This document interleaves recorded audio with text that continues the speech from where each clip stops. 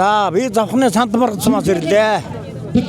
Өнөөдөр одоо энэ төр нийгмийн одоо дээдсийн асуудал ерөөсөө явагдгаа байсан.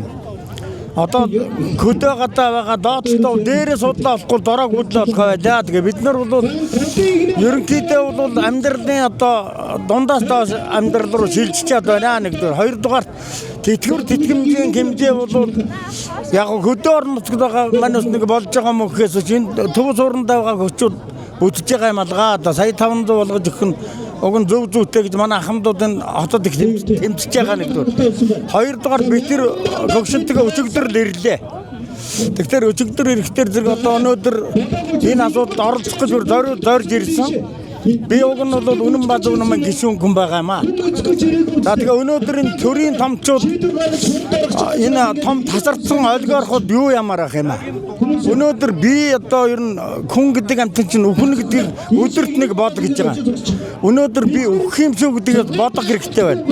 Өхөн гэж бодох юм бол эдгээр асуудал ч бас зогцлогоотой зогцчил таарна шүү дээ. Ер нь бол хүн 100 жилийн нас байхгүй шүү дээ. Ерөнхийдөө бол.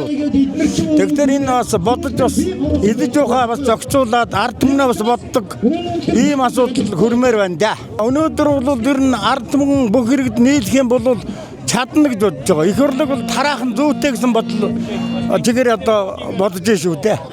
Тархан зүйтэй гэж бодож байна.